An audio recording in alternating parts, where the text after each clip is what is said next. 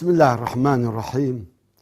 الحمد لله رب العالمين، وصلى الله وسلم وبارك على سيدنا وحبيبنا محمد وعلى آله وصحبه ومن صار على نهجه وتمسك بمنهجه إلى يوم الدين.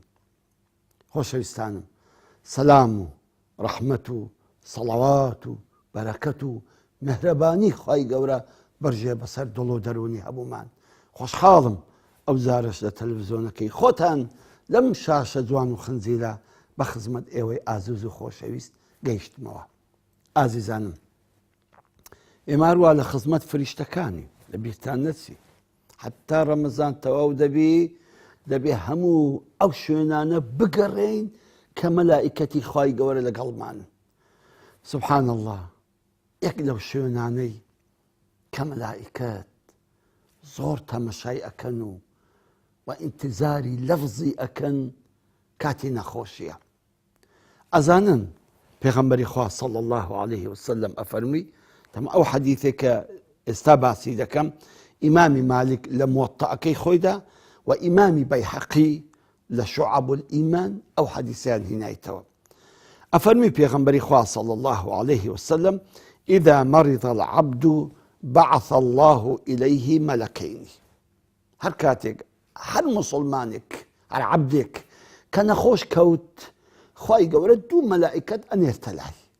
ئەو دوو مەلائیکەتە بۆ چ هاتوون؟ ئەفەرمی خوای گەورە بزانە چ بە کەسانە دەڵێتن کەوا سەردانی دەکەن. بزانە چ بەو کەسانە دەڵێتن کە سەردانی دەکەن.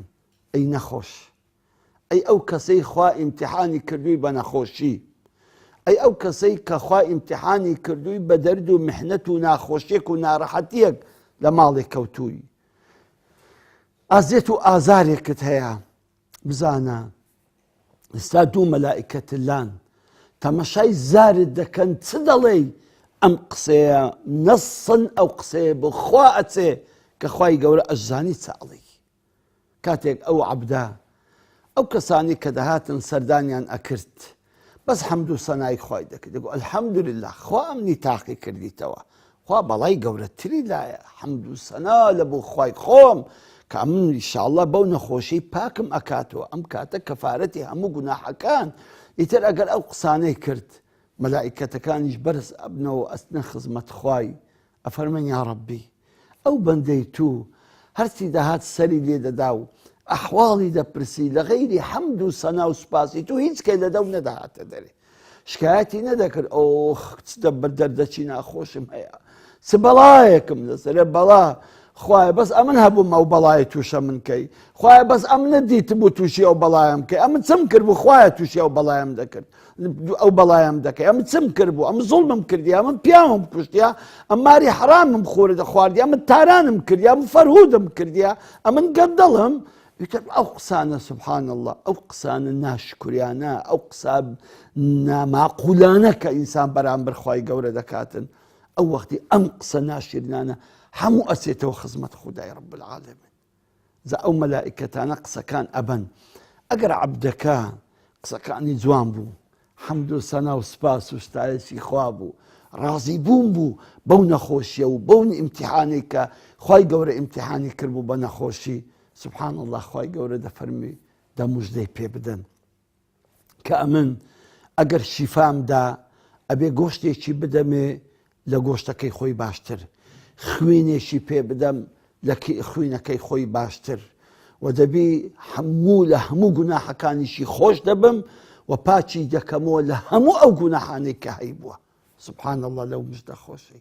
ئازیزانم، ئەی ئەو کەسەی نەخۆشی لە ناو جێگاکەتی، ئەزانم دەردەکەت ناخۆشە، ئەزانم دەردەکەت بە ئازارە، ئەزانم ئازارت هەیە، ئەزانم ئەناڵێنی، ئەزانم تەحەممولی ئەوێ، بەڵام تخوا ئەو مەلائیکەتانە وە بکە بە قسەی جوان، بە حەمد و سەنات، بە سوپاسی خوای گەورەوە ئەم قسانەی تۆ بەرزکەنەوە.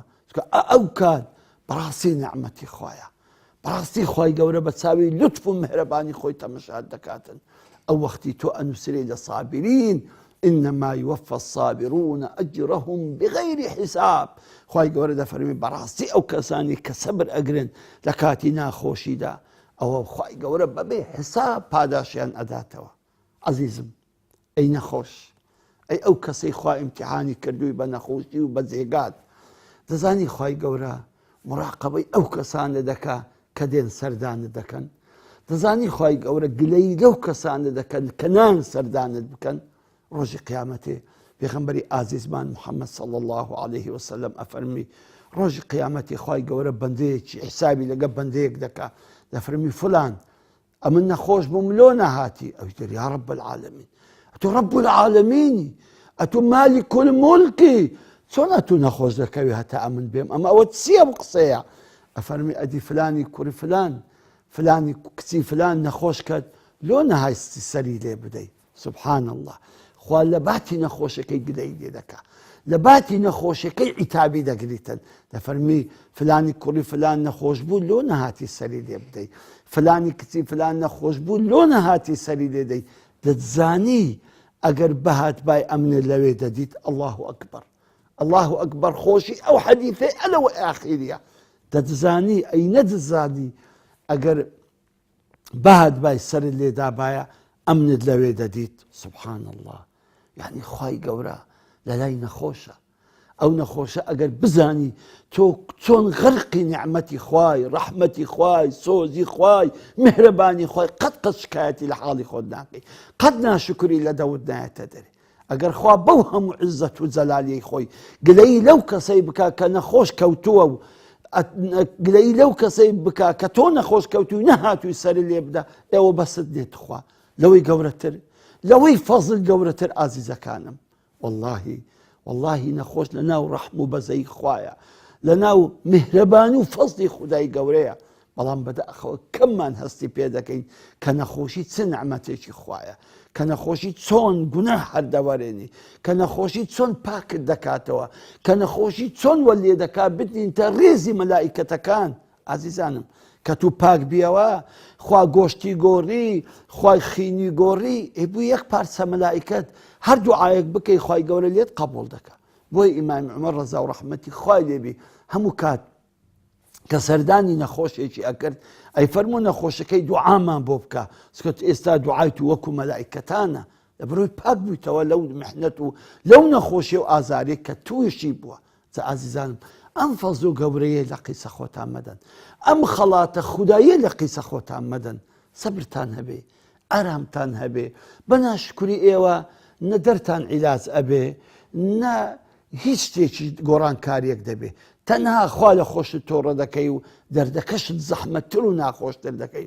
ئەمما بە سوپاسکردنت بۆ خوا، بە حەمد و سەناکردنت بۆ خوا، بە تەسلیمی خۆت لە بۆ خوای گەورە، بە ڕازی بوونت بە قەدەری خوای گەورە، هەم دڵت ئارام دەبێ، هەم ژانت کەم دەبێ و هەم خوا لێت ڕازی دەبێ و هەم مەلائیکەتەکانیش دەورت دەدەن و دوعا لە بۆ دەکەن. ئازیزانم، دەزانی ئەو کەسەی کە دێتە لای نەخۆش چ فەزلێکی هەیە؟ ئەی دەبی نەخۆشەکە چ فەزلێکی هەبێ؟ ئەدی ئەوەی کە خزمەتی نەخۆشەکەی ئەکا 24 ساعت لە دیاریتی، خێزانیتی، کوڕیتی، کچێتی، کەسێکیتی کە بەردەوام لە خزمەت نەخۆشەکەدایە، دەبی ئەمە فەزلی چەند گەورە بێ.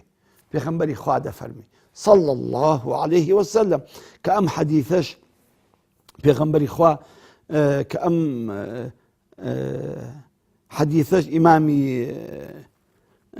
بەیهەقی لە شوعەب الئیمان جێڕایەتەوە، ئەفەرمی پێغەمبەری خوا عليه الصلاة والسلام دەفەرمی هەر کەسێک سەردانی نەخۆشێک بکە بەیانیان، هەر کەسێک بەیانیەکەی سەردانی نەخۆشێکی کرد إلا صلى عليه 70,000 ملك. سبحان الله، دەفەرمی 70,000 مەلائیکەت دوعای لەبوو ئەو کەسەی دەکەن چۆ سەردانی نەخۆشێکی کردیا. ئەمما ئەگەر طبعاً دەرێ دوعای بۆ دەکەن هەتا ئێوارێ، ئەمما ئەگەر ئێوارە بچیتن سەردانی نەخۆشێکی بکە، دەفەرمی إلا صلى عليه 70,000 ملك حتى الصبح. دەفەرمی حتى بەیانی 70,000 مەلائیکە دوعای لەبوو ئەو کەسەی دەکەن کە سەردانی نەخۆشێک دەکە. چ دەڵێن؟